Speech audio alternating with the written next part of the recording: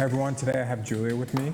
We're going to be talking about a condition called Thoracic Outlet Syndrome. She has an interesting history, so we're going to kind of just chat about it. I think it would be interesting to hear her story and her progress and what she had to go through. It's not really that common, but it's an interesting one. So, what's up, Julia? Nothing. How are you? Good, how are you? Good. So let's recap your story. What Sure. happened? When did this happen? Let's go through all the surgeries and stuff. Yep. So when I was 14, I started to get symptoms that were thoracic outlet, but I didn't know it at the time. I was a competitive swimmer, was doing a lot of overhead motion, and I was swollen and purple and couldn't really do anything with my left arm. So I went and got an MRI with contrast, and it showed a blood clot. So they had to remove the blood clot because my first rib was pinching the vein, which made the blood clot form. They removed the blood clot and my first rib, and I got back to swimming for 2 more years after that, but it was never really the same. And then 3 years ago in July, I had another surgery where there was a benign tumor on my brachial plexus. They removed the tumor and they had to take out my scaling muscle, do a pec minor release, and take out the rest of my rib to help with everything that was going on in there. I do have a history of scoliosis as well, so they think it might be a space problem on my left side, so they think that may have contributed to it as well. But yeah, came to you and been getting a lot stronger and doing a lot of things that are helping. For sure, awesome. So for purposes of like thoracic outlet, the layman's terms is, like you said a lot of terms there, but the brachial plexus is the nerves that exit the neck. Yep.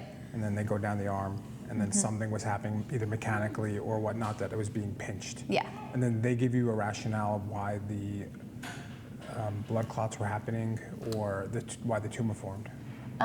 They don't know exactly why the tumor formed. They think it might be a coincidence with the blood clot. So there's 3 different types of thoracic outlet.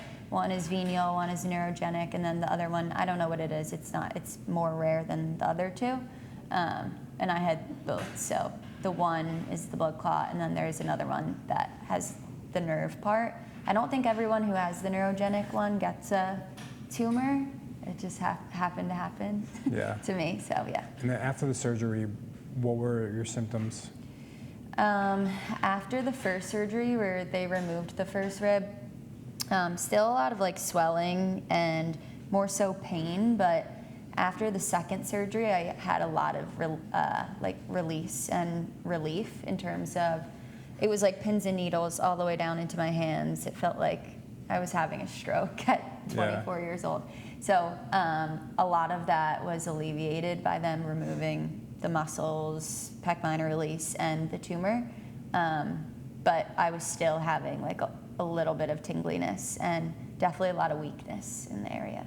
Gotcha. And then that's what we're working on, the strengthening and the numbness. So from like my perspective as a therapist, the things you look at with thoracic outlet are really like strength, you look at the nerve tension, and then you also look at the symptoms. Like, like the test they had a couple tests for it, right? Like the Addison's test, they did that for you? Yep. The one where you bring your hand up? Yeah. And then that would contribute to that? Yep. So can you show it just so we can see it? Yeah.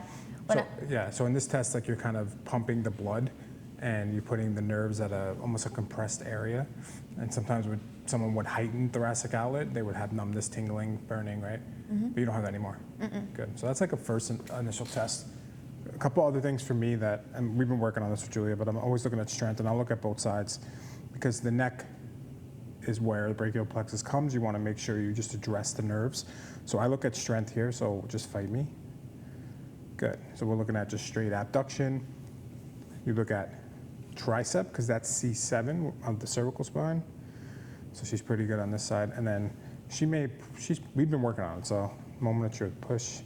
Good. And then the tricep. She had tricep weakness a ton when we first started. Good. But these are common things you want to see in thoracic outlet, right? And then the other one is really that nerve tension test. Let's see if you have it. Actually, I haven't charted them all. Would you kind of come here, one of the nerves, you're stretching it from the top, elbow, and the wrist. You feel anything there? So a lot of people with neck pain and thoracic outlet, this would light them up, and this used to light her up, and We're going to go through some exercises to manage that as well. But that feels nothing? No, just like a little bit of straining, no numbness, tingling, or anything like that. And then I always check like rotator cuffs too. So hold your elbow there and fight me. Good. So she's a lot further on her journey, which is great. And what are you still having issues with, if any? Sometimes I still get a little bit of like neck discomfort. It's not pain, but I think it's just strengthening that area. So the numbness and tingling is really gone for the most part. I used to get it even down my back, and that doesn't really happen anymore. But yeah, much better. Yeah, it's great. Yeah. And this is like such a rare thing to have the surgery for too. So Yeah. you're a success case here, and it's just that's why it's cool to talk about it because not many people see it. Yeah. Awesome. That's it there. I want to go through some exercises.